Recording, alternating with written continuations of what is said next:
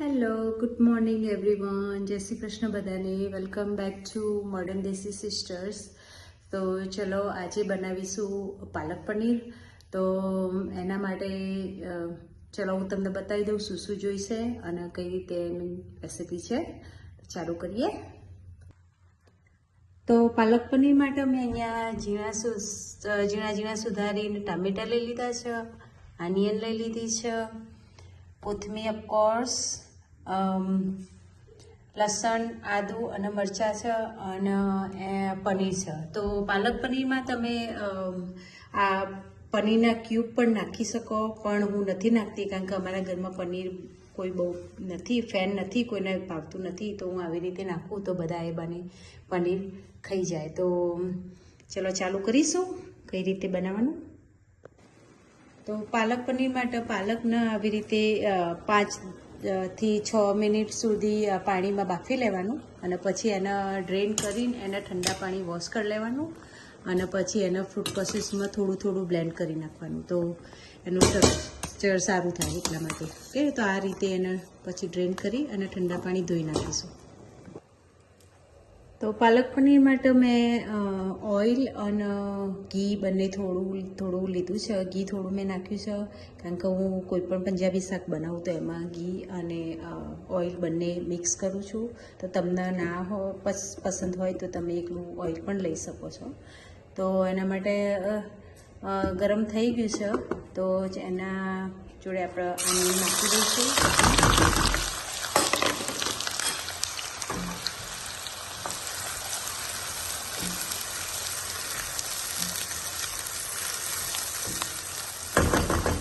આનિયનને હવે આપણે થોડી વાર સોતે થવા દઈશું. ઓકે, તો ચલો જોઈએ કે હવે આનિયન લાઈટ બ્રાઉન થઈ ગઈ છે. તો હવે એના અંદર નાખી દઈશું ટામેટા. તો તમે આનિયન ના ખાતા તો પણ આ શાક બહુ મસ્ત બને છે. તો આનિયનને સ્કીપ કરી નાખવાની અને સીધા પહેલાં ટામેટા એને કરી દેવાના સોતે અને એના વગર પણ શાક બહુ મસ્ત બને.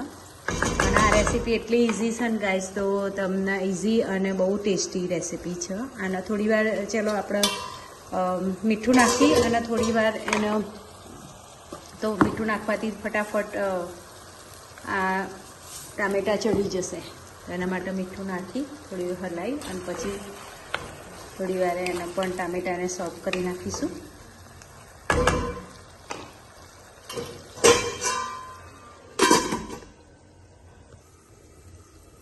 ચલો જોઈએ, ટામેટા ચડી ગયા છે. ચેક કરીએ. ઓલમોસ્ટ 5 થી 6 મિનિટ થઈ ગઈ. મસ્ત ટામેટા પણ થઈ ગયા છે. આ સ્ટેજ ઉપર આપણે હવે જે આદુ મરચાં અને લસણ હતું એ પણ અંદર નાખી દઈશું આપણે એની અંદર. તો આદુ મરચાં લસણ નાખી દીધું છે અંદર. હવે આને 2 જ મિનિટ સુધી એને ચડવીશું. આદુ અને લસણ એટલા માટે હું પહેલાં નહીં નાખતી કારણ કે પછી એ નીચે ચોંટી જાય છે. એટલે હવે અત્યારે નાખીને પછી આપણે એના 2 મિનિટ થાય પછી બધા મસાલા અંદર કરી દઈશું આપણે.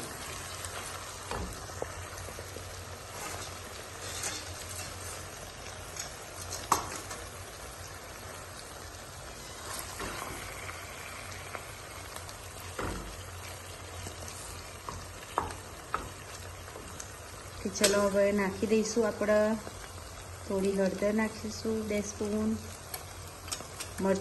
લીલા મરચાં નાખ્યા છે એની અંદર, એટલે તમે જે પ્રમાણે મરચું ખાતા હોય એ પ્રમાણે મરચું નાખવાનું. તમારે એકલું લીલું મરચું નાખો તો પણ નાખી શકો, એકલું લાલ મરચું નાખો તો પણ નાખી શકો. ધાણા જીરું અને ગરમ મસાલો.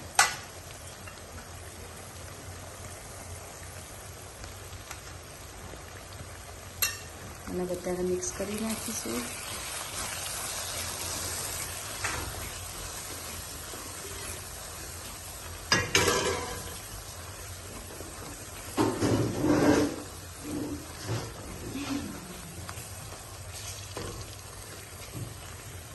મસાલો 2 મિનિટ ચડી જાય પછી બધું ઓઇલ બહાર આવે એટલે આપણે અંદર બ્લેન્ડ કરેલી સ્પિનિચ નાખી દઈશું.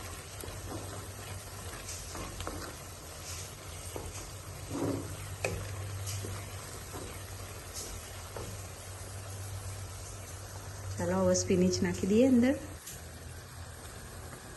જો આ રીતની સ્પિનિચને ઠંડા પાણી ધોઈ અને કરી નાખી છે બ્લેન્ડ ફ્રૂટ પ્રોસેસરમાં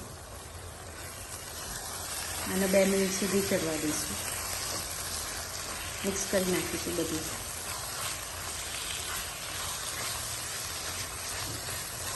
સ્પિનિચને બહુ ચડવાની જરૂર નથી કારણ કે ઓલરેડી આપણે એના પાણીમાં બાફી કાઢી હતી.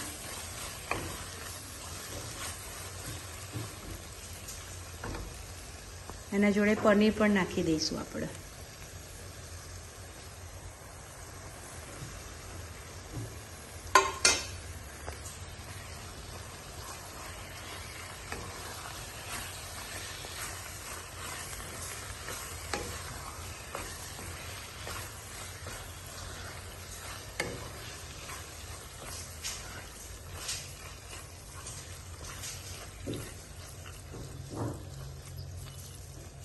બે મિનિટ થવા દઈએ.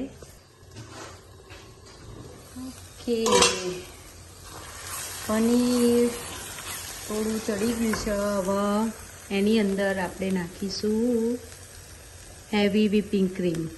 ઓકે ગાઈસ, આનાથી એનું ટેક્સચર એટલું મસ્ત થાય છે અને ક્રીમી થાય છે શાક, એનો લુક જ બદલાઈ જશે આ નાખીશું પછી. તો હું પ્રિફર કરું થોડું વધારે નાખવાનું. મસ્ત એનું સ્ટ્રક્ચર થશે અને લુક પણ બહુ મસ્ત આવશે અને ટેસ્ટ પણ એટલો જ સરસ આવશે આ નાખવાથી. અને રેસ્ટોરન્ટનું તો તમે ભૂલી જ જશો ગાઈસ ખાવાનું. આ ઘરે જ બનાવશો, ઓલવેઝ એકવાર બનાવશો તો બહુ મસ્ત શાક બને. રેસ્ટોરન્ટ કરતાં તો બહુ જ વધારે ટેસ્ટી બને છે ગાઈસ. તો પ્લીઝ બધા ટ્રાય કરજો ઘરે. અને આમાં હું કોઈ એડિશનલ કોઈ મસાલો એડ નથી કરતી, બસ આપણા ઘરના જ મસાલાથી આ મસ્ત એટલો ટેસ્ટ બને છે. અને તમને ગમે તો મારી ચેનલ લાઈક, સબસ્ક્રાઈબ અને શેર કરજો પ્લીઝ. અને કોઈ પણ રેસીપી જોવી હોય તો મને કહેજો, તો આવડશે મને બનાવતા તો હું ટ્રાય કરીશ અને એની રેસીપી જરૂરથી આપીશ તમને. જો ગાઈસ એનું ટેક્સચર કેટલું મસ્ત થઈ ગયું છે. હમણાં હવે આને થોડી વાર ચડવા દેવાનું અને ઓઇલ બહાર આવે ત્યાં સુધી આપણે ચડવા દઈશું. હું ફાઇનલ લુક પછી બતાવું તમને. ઓકે ગાઈસ, ઓઇલ બહાર આવી ગયું છે. જુઓ એનું ટેક્સચર અને એનું લુક જુઓ ગાઈસ. આમાં તમે પનીરના ક્યુબ પણ નાખી શકો છો, પણ મારા કિડ્સ નથી ખાતા તો હું આ રીતે એમને પનીરના છીણી અને એમને અંદર નાખી દઈશું તો એ બાને ખાઈ જાય પનીર.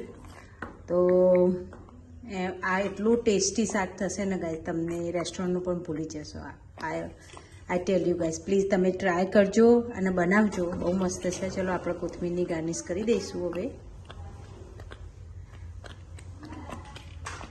એના અંદર અને રેડી ટુ સર્વ. ઓકે ગાઈસ, રેડી ટુ સર્વ. રેડી થઈ ગયું છે પનીરનું શાક, પાલક પનીરનું છાશ, પરોઠો અને પુલાવ. તો જોઈ લો. અને એટલું મસ્ત ટેસ્ટી શાક બન્યું છે. પ્લીઝ મારી રેસીપી ગમી હોય તમને તો લાઈક, શેર, સબસ્ક્રાઈબ કરજો. અને રેડી ટુ સર્વ. જો ખાવા બેસી ગયા છે, સર્વ કરી દઈએ ગરમા ગરમ.